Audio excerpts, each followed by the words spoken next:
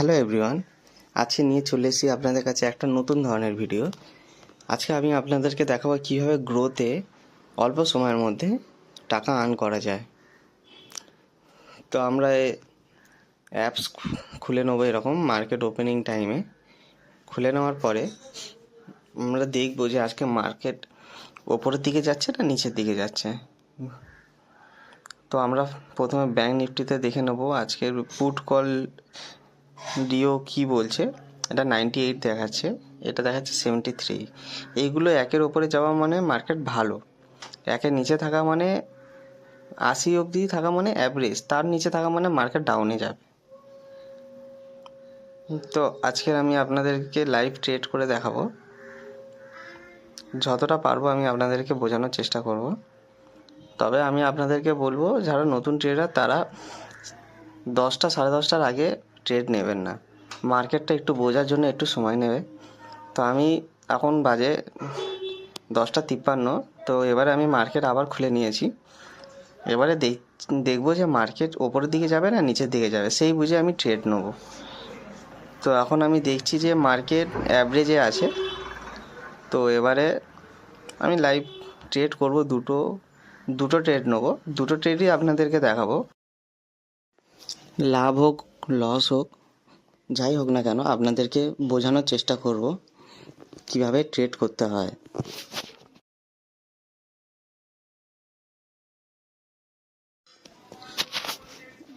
এবারে আমাকে মেন কাজ করতে হবে যে কোন কোম্পানির ওপরে আমি ইন্টারডে ট্রেডটা করব, সেটা আমাকে আগে বেছে নিতে হবে। এটাই হচ্ছে মেন জিনিস, এখানটায় অনেকে ভুল করে ফেলে। তো আমি এখন দেখব কোনটার মধ্যে করা যায়। আজকের রেমন্ড ভালো যাচ্ছে, তো রেমন্ড আজকের ওপরের দিকে উঠবে, তো রেমন্ডে একটা ট্রেড নেওয়া যেতে পারে। তো আমি এখানটায় বাই অপশানে গিয়ে কিছুটা বাই করে নেবো কোয়ান্টিটি। যেমন এখানটায় আমি 30টা কোয়ান্টিটি বাই করব, 20টা না 30টা কোয়ান্টিটি বাই করব। বাই করে নিলাম, দেখলেন তো কতটা ইজি। আপনাদের যদি মনে হয় মার্কেট আজকে ডাউনে যাবে, তাও আপনারা আগে সেলও করতে পারেন, বাই না করে সেল করতে পারেন। পরে যখন মার্কেট আরও ডাউনে যাবে তখন বাই করে নেবেন, তো আপনাদের প্রফিট বুক হয়ে যাবে। তো আমি এখন এটাকে আজকের বাই করেছি, তো মার্কেট আর একটু উঠলে আমি এটা সেল করে দেবো। ইন্টারডে আপনাকে সুযোগ দেয় 5 গুণ এক্সট্রা ট্রেড নেওয়ার। মিন্স আপনার কাছে যদি 10 টাকা থাকে আপনি 50 টাকার স্টক নিতে পারেন।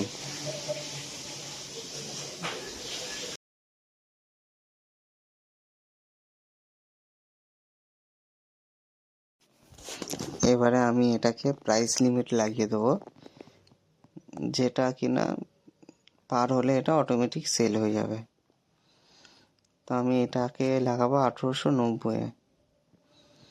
তো 1890 লাগিয়ে রেখে দিলাম। তো 1890-এর উপর গেলে এটা অটোমেটিক আমার সেল হয়ে যাবে। তো আমি 65 দিয়ে কিনেছিলাম 1865, আর 1890 হলে আমার ওটা সেল হয়ে যাবে। তো এখানে আমি দিই আর একটা স্টক নেবো। তো এখানে IRFC ও আজকের ভালো উঠেছে, তো IRFCতেও একটা ট্রেড নেওয়া যেতে পারে।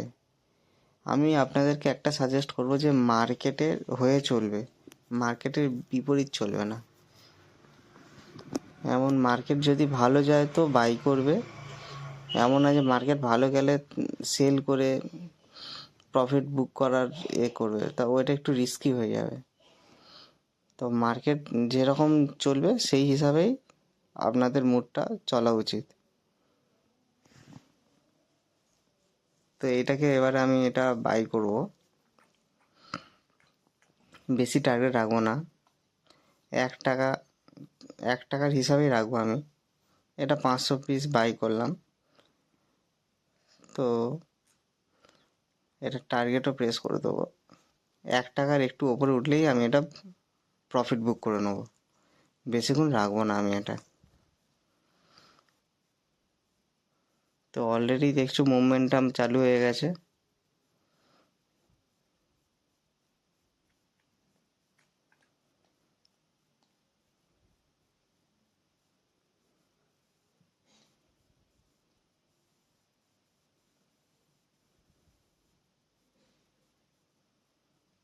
রেমনটা এখন একটু পড়ছে।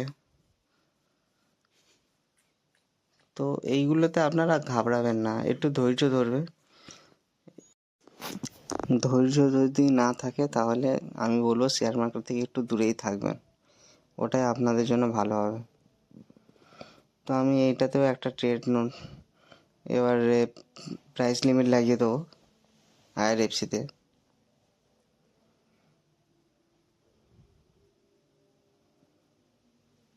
এটা বেশি না, 163.71 কেনা, তো এটা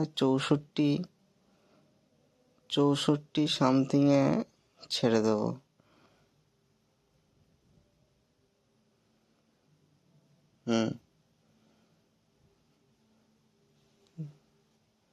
বেশি টার্গেট রাখবো না।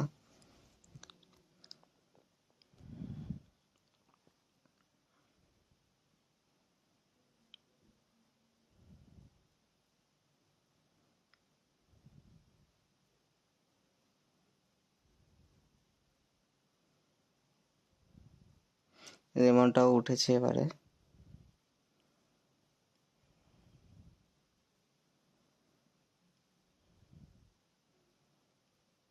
আপনারা দেখতে পারেন একটা মোটামুটি একটা লেভেলে চলে এসছে।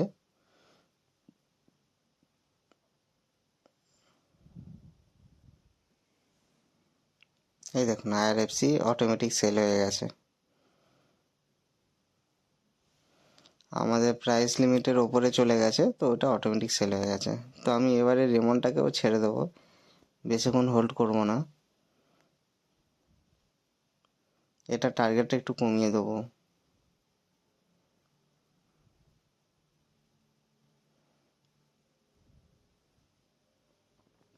ভিডিওটা বড় হচ্ছে একটু, কারণ আপনাদেরকে লাইভ করে দেখাচ্ছি আমি জিনিসটা প্রথম থেকে শেষ অবধি। তো একটু ধৈর্য ধরে দেখো, তাহলে অনেক কিছু শিখতে পারবে। আর কিছু যদি আমারও ভুল হয় তাহলে আমাকে কমেন্ট করবে, তাহলে আমিও নেক্সট টাইম দেখব ওইটা যাতে না হয়।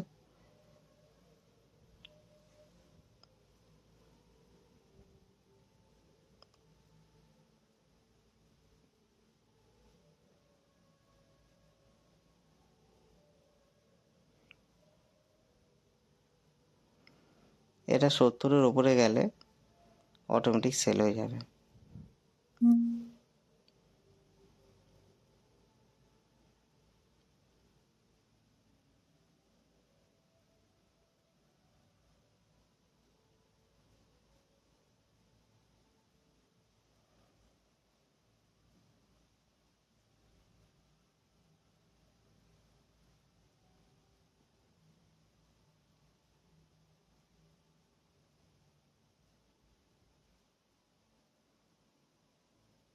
এবারে চলে যাবে।